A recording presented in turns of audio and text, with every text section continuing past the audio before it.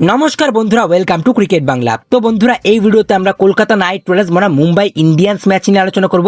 Kolkata night Riders বনাম Mumbai Indians ম্যাচে ওয়ানখেডের pitch কেমন থাকবে, ওয়ানখেডের পিচ কোন দলকে বেশি ফেভার করবে, কলকাতা নাইট রাইডার্সের হয়ে এক্স ফ্যাক্টর কে হতে চলেছে এই ম্যাচে, এবং তার সঙ্গে কেকেআর এর হয়ে সবথেকে ইম্পর্টেন্ট প্লেয়ারকে সেই নিয়ে আলোচনা করব। ইন্টারেস্টিং ভিডিও হবে, শেষ অবধি দেখতে থাকো। আমাদের চ্যানেলে প্রথমবার এলে চ্যানেলটিকে অবশ্যই সাবস্ক্রাইব করে তার পাশের বেল আইকনটিকে অন করে দেবেন।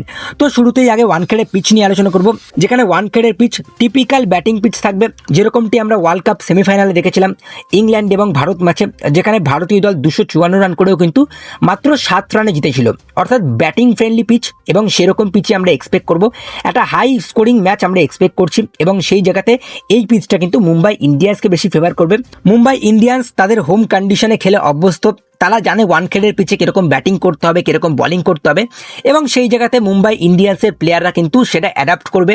কলকাতা নাইট রাইডার্সের ব্যাটসম্যানদের জন্য এই পিচটা খুব হেল্প করবে, এবং সেই জায়গাতে Finn Allen, Cameron Green, Ajinkya Rahane তারা কিন্তু ব্যাটিং ভালো করে করবে, এবং এই পিচে কিন্তু এনজয় করে ব্যাটিং করবে। মেনলি ফিন অ্যালেন, এই পিচে যা বাউন্স, আমরা জেকব ব্যাথেলকে দেখেছিলাম বাউন্সকে ট্রাস্ট করে ব্যাটিং করতে, সেই জায়গাতে কিন্তু ফিন অ্যালেন এই ম্যাচে এই স্টেডিয়ামে কিন্তু একটা বড় ইনিংস খেলতে পারে কেকেআর এর, এবং সেই জায়গাতে সব থেকে বেশি নজর আমাদের ফিন অ্যালেনের দিকে থাকবে। ফিন অ্যালেন কিরকম শুরু করবে কেকেআরে, সেদিকে আমাদের নজর থাকবে।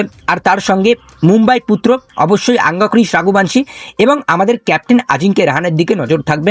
এই মাঠে খেলে অভ্যস্ত, এই মাটিতেই জন্ম, সুতরাং এই ওয়ানখেডের মাঠে আঙ্গাক্রিস রাঘুবংশী এবং আজিঙ্কে রাহানের রোলটাও কিন্তু অনেকটা বড় হবে, খুব গুরুত্বপূর্ণ হবে তাদের ব্যাটিংটা, যেখানে আমার মনে হয় আজিঙ্কে রাহানে একটা বড় ইনিংস খেলতে পারে এই ম্যাচে। এবং তার সঙ্গে এই ওয়ানখেডের স্টেডিয়ামে আজিঙ্কে রাহানের স্ট্যাটস খুবই ভালো, এই মাঠে খেলে খেলে অভ্যস্ত, সে জানে এই মাঠে কিরকম করে ব্যাট করতে হবে।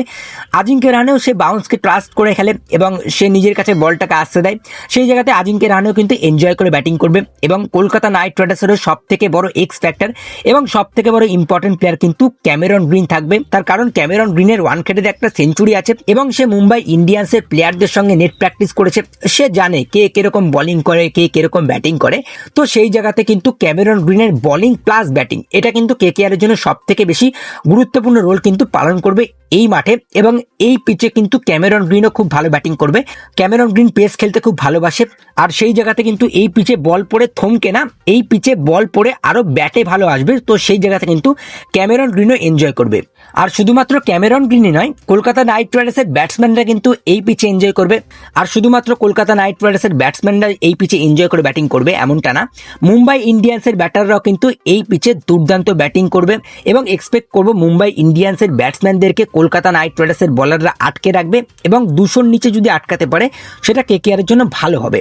কিন্তু এই জায়গাতে একটাই চিন্তার বিষয়, কলকাতা নাইট রাইডার্সের ডেথ বোলিং কে করবে, যেখানে মুম্বাই ইন্ডিয়ান্সের ফিনিশিং লাইনআপটা যদি তোমরা দেখো, মুম্বাই ইন্ডিয়ান্সের ফিনিশে কিন্তু দুর্দান্ত ব্যাটসম্যানরা রয়েছে, সেই জায়গাতে কলকাতা নাইট রাইডার্সের বোলারদের উপর প্রচন্ড চাপ, এবং সব থেকে বেশি দায়িত্ব থাকবে বৈভব আরোরার দিকে।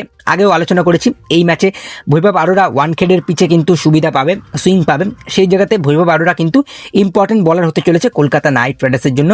এবং ব্যাটিংয়ে অবশ্যই ফিন অ্যালেন, তার সঙ্গে কিন্তু ক্যাপ্টেন আজিঙ্কে রাহানে, আঙ্গাক্রিস রাঘুবংশী, মোটামুটি কেকেআর এর ব্যাটসম্যানদের উপরে আমাদের নজর থাকবে, যেহেতু ব্যাটিং পিচ তাই এক্সপেকটেশন ব্যাটসম্যানরা একটা বড় স্কোর করবে, সেই জায়গাতে 230 প্লাস কিন্তু অন্তত করতে হবে যদি কলকাতা নাইট রাইডার্স প্রথম ব্যাটিং করে।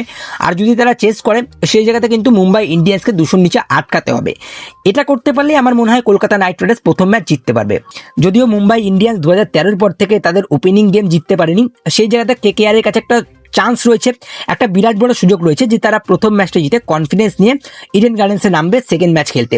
তো এই ম্যাচটা কিন্তু খুবই ইম্পর্টেন্ট, যেখানে মুম্বাই ইন্ডিয়ান্সের বিপক্ষে এক্স ফ্যাক্টর বললাম ক্যামেরন গ্রিন হতে চলেছে, এবং তার সঙ্গে ব্যাটিংয়ে গুরুত্বপূর্ণ রোল কিন্তু ফিন অ্যালেন পালন করবে, এবং তার সঙ্গে কিন্তু রমনদীপ আর রিঙ্কুকে কিন্তু ভালো করে ফিনিশ করতে হবে। রাসেলকে ছাড়া কলকাতা নাইট রাইডার্সের প্রথম ম্যাচ, এটা কিন্তু ভাবতে হবে, রাসেলকে ছাড়া কলকাতা নাইট রাইডার্স এই প্রথম খেলতে চলেছে, সেই জায়গাতে ফিনিশটা কিন্তু ভালো করে কলকাতা নাইট রাইডার্সকে দিতে হবে, যেখানে সব থেকে বড় দায়িত্ব এবার রিঙ্কু সিং এর কাঁধে রয়েছে। একেই তো তার কাঁধে ভাইস ক্যাপ্টেনের চাপ, উল্টো দিকে কিন্তু রাসেল না থাকাতে কিন্তু ফিনিশিং এর চাপটাও কিন্তু রিঙ্কুর কাঁধে গিয়ে পড়েছে, তো সেই জায়গাতে নজর রিঙ্কু সিং এর উপর থাকবে এই ম্যাচে। বাকি তোমাদের কি মতামত থাকছে এই ম্যাচ নিয়ে অবশ্যই জানিও। ভিডিওটা ভালো লাগলে লাইক করে দিও, শেয়ার করে দিও, আমাদের চ্যানেলে প্রথমবার এলে চ্যানেলটিকে সাবস্ক্রাইব করে তার পাশের বেল আইকনটিকে অন করে দিও। তো চলো গাইজ, এই ভিডিওতে এই পর্যন্তই, টাটা।